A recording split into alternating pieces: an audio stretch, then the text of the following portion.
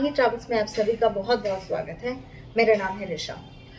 आज मैंने ये सर्बिया रिलेटेड जो क्वेश्चंस थे जो मुझे बहुत बार रिसीव हुए थे, मैंने उसी बेसिस पे एक छोटा सा शॉर्ट वीडियो जो है ये बनाया है आप लोगों को इन्फॉर्मेशन देने के लिए।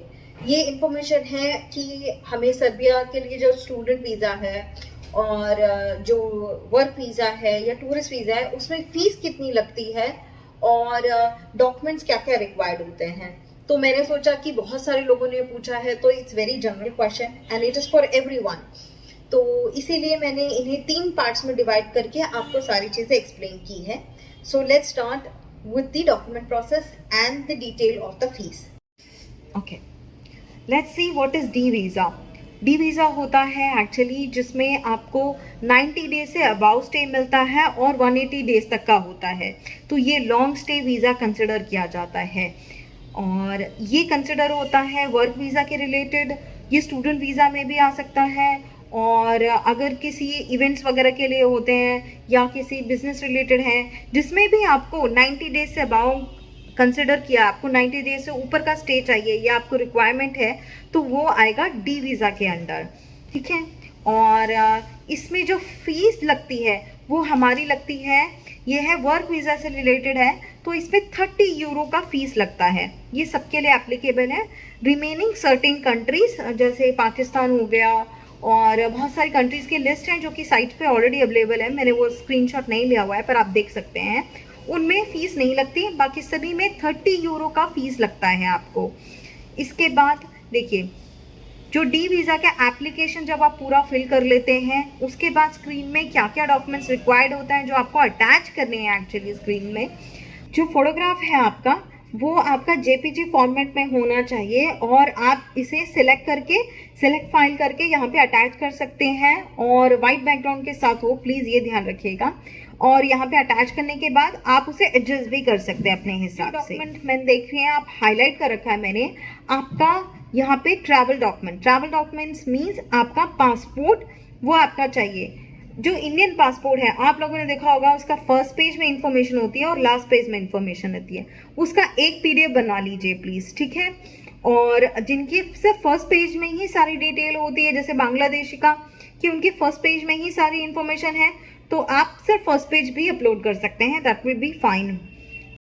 ओके, नेक्स्ट जो है वो है इनविटेशन लेटर। इनविटेशन लेटर आपको कंपनी प्रोवाइड करती है जिसमें स्पेसिफिकली आपका passport number, name, date of birth, आपका एड्रेस, ये सारा मेंशन होता है। अब नेक्स्ट जो है वो है certificate of registration of legal entry. ये कंपनी का खुद का रजिस्ट्रेशन लेटर होता है जो कि वो आपको प्रोवाइड करेंगे और ये जब भी आप वर्क वीज़ा में जाएंगे ये कंपनी रिलेटेड पेपर है तो ये आपको वो खुद प्रोवाइड करेंगे। सबका अलग, सारी कंपनीज का अलग अलग होता है तो ये आपको उनसे लेना होगा। Next, a proposal for the employment contract. यहाँ पर आपका कॉन्ट्रैक्ट लेटर अटैच होता है, यहाँ पे आपको चाहिए होगा।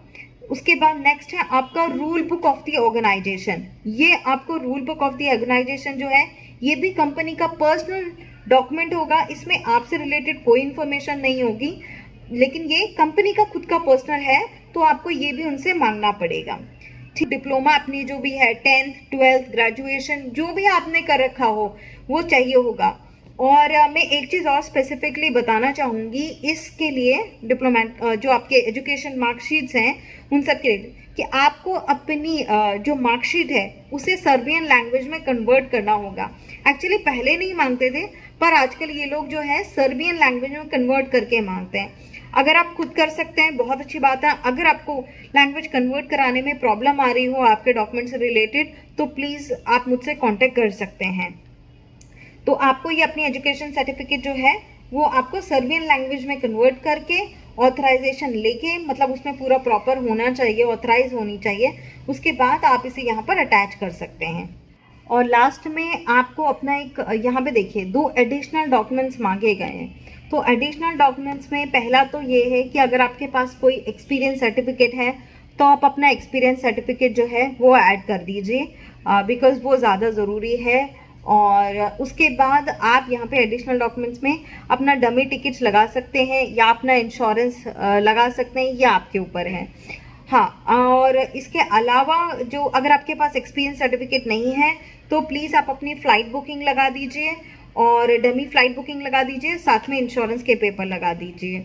और अगर आपके पास आपने सारे बना रखे हैं, इंश्योरेंस भी आपको कंपनी प्रोवाइड किया है और आपका डमी फ़्लाइट बुकिंग भी प्रोवाइड किया है, तो आप उन दोनों को अटैच कर इसमें जो है अपलोड कर दीजिएगा, ठीक है, एक्स्ट्रा में जो एडिशनल डॉक्यूमेंट्स हैं।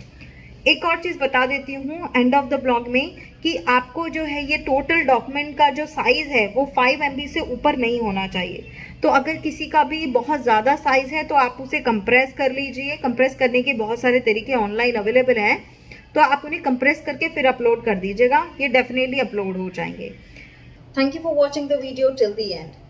आई होप जो अभी तक इन्फॉर्मेशन मैंने आपको प्रोवाइड की है वो मेरी कोई पर्सनल इन्फॉर्मेशन नहीं है या मेरे अपने पर्सनल ओपिनियन नहीं है या किसी के भी अपने पर्सनल ओपिनियन नहीं है। जितने भी डॉक्यूमेंट्स आपने अभी स्क्रीन में देखे हैं और जो भी फीस आपने देखी हुई है, ये सारी सर्बिया की वेबसाइट पे ऑलरेडी अपडेटेड है और ये सारे डॉक्यूमेंट भी मैंने सर्बिया की वेबसाइट से जो प्रोसेस करते वक्त जो आते हैं ना, वही आपको दिखाए हैं।